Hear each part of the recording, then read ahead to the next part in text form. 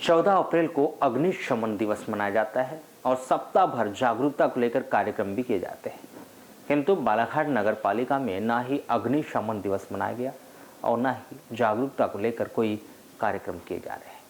नगर पालिका के अग्निशमन विभाग को जो अति आवश्यक सेवा में आता है, उस विभाग की यदि बात करें तो यहाँ काफ़ी अव्यवस्थाओं का बोलबाला है।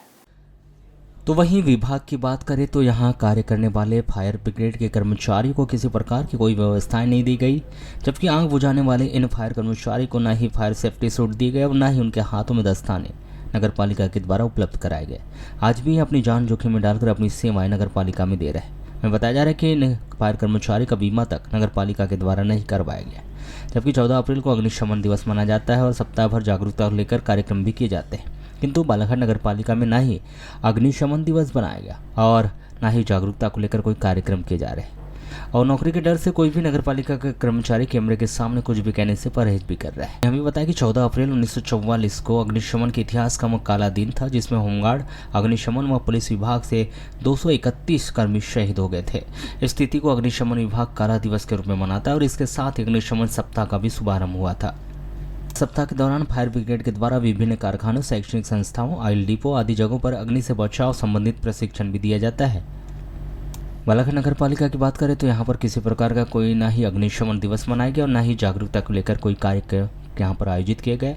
जबकि हमने नगर पालिका के अग्निशमन विभाग की व्यवस्थाएं देखी तो यहाँ व्यवस्थाएं बहुत अधिक बद से बदतर भी नजर आई। यहाँ मात्र 3 फायर ब्रिगेड है, जिसमें 2 फायर ब्रिगेड के टैंक फूटे होने की भी वजह से 24 घंटे टैंकों से पानी बहते रहता है और फायर कर्मचारी को जो व्यवस्थाएं और सुविधाएं मिलना चाहिए वह व्यवस्था और सुविधाएं उन्हें नहीं मिल पा रही।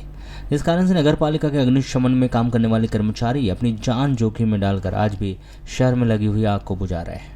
कुछ फायर कर्मचारी के द्वारा अनौपचारिक चर्चा में यह भी बताया गया कि किस प्रकार से फायर ब्रिगेड में कार्य करने के लिए उन्हें अनुभव होना चाहिए, किस प्रकार से आग बुझाते और आग के समय क्या सावधानी रखना चाहिए।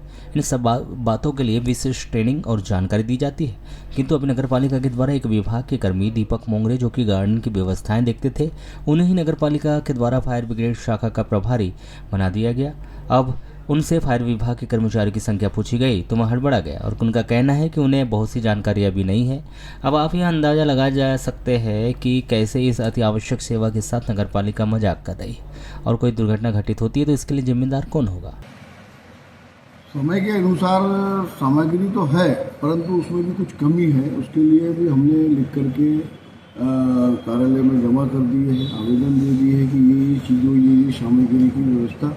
तो आपको बताया ना, मैंने अभी पिछले महीने यानी मार्च के 13। अच्छा, आपने अभी प्रभार संभाला है, ठीक। इसमें अच्छा, जैसे अभी जैसे शहर में कहीं आग लग जाती है, आपके कर्मचारी यहाँ से जाते हैं, इनके पास फायर सूट है क्या? अभी फायर सूट तो नहीं है। और अच्छा, जो विशेष प्रकार के जो दस्ताने आते हैं, पैर में जो जूते आते हैं, जिनसे अपन 1-2 मिनट तक के आग से अगर अपन गुजर रहे हैं तो रह सके, ये चीज़ है अभी अपने पास?